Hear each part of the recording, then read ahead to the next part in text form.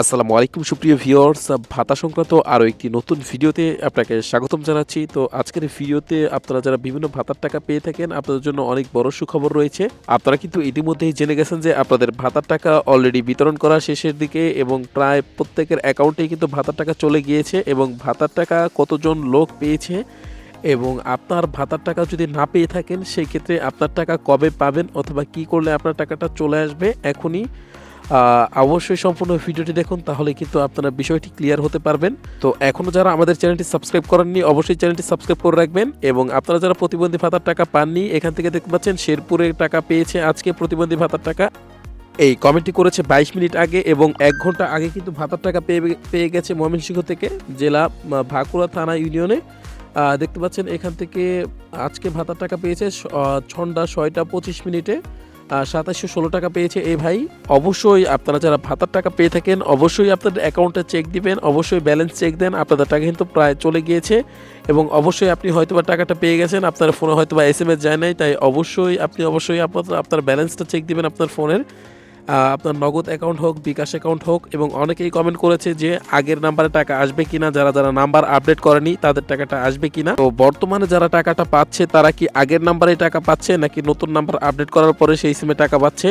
তো এখানে দেখতে পাচ্ছেন এক ভাই কমেন্ট করেছে একদিন আগে, আগের সিমে যখন টাকা দিচ্ছে তাইলে কেন নতুন সিম কিনলো টাকা নষ্ট করে, নতুন সিম কেনালো, এরকম কমেন্ট করেছে।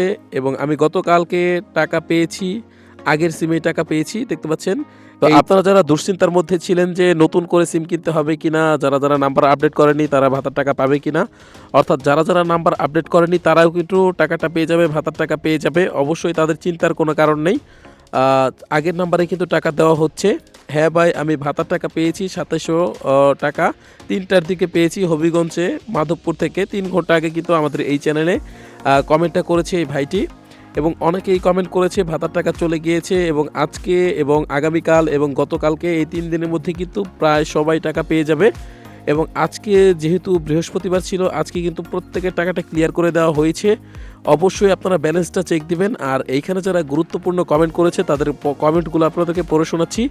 আর আপনার যদি কোনো প্রশ্ন থাকে গুরুত্বপূর্ণ অবশ্যই কমেন্ট বক্সে জানাবেন, আমরা কিন্তু পরবর্তী ভিডিওতে আপনার যে কমেন্টটা থাকবে সেইটার উত্তর দিয়ে দিব। আর অবশ্যই ভাতা রিলেটেড যে কোনো তথ্য পাওয়ার জন্য অবশ্যই চ্যানেলটি সাবস্ক্রাইব করে রাখবেন। তো আমাদের প্রতিবন্ধী ভাতার টাকা কবে দিবে?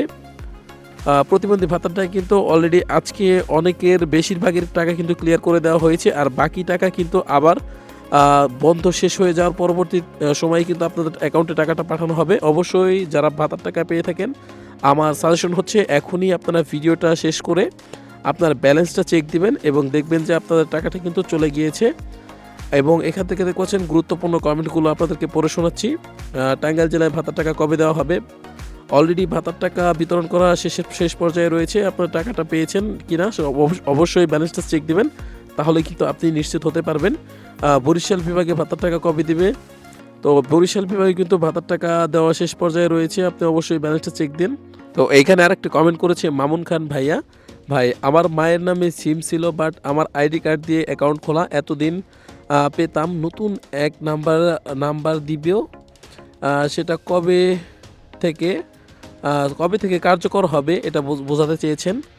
আবার কিনলাম আগের নাম্বারে টাকা আসতেছে, মানে কি বুঝলাম না। ওনার আগের নাম্বারে কিন্তু টাকাটা পেয়ে গেছে, এটাই কিন্তু বোঝাইছে যে নতুন নাম্বার জমা দেওয়ার পরেও কিন্তু তার আগের নাম্বারে কিন্তু টাকা চলে এসেছে। প্লিজ একটু বুঝিয়ে বলবেন। আপনার যেহেতু আগের নাম্বারে টাকাটা চলে এসেছে, অর্থাৎ আপনার নাম্বারটা সমাজসেবা অধিদপ্তর কর্তৃক কিন্তু এখনও পর্যন্ত অ্যাপ্রুভ করে নাই অথবা আপনার নাম্বারটা আপডেট করেনি। আপনি হয়তো বা নাম্বারটা জমা দিয়েছেন বাট সমাজসেবা অফিস থেকে কিন্তু আপনার নাম্বারটা আপডেট করেনি।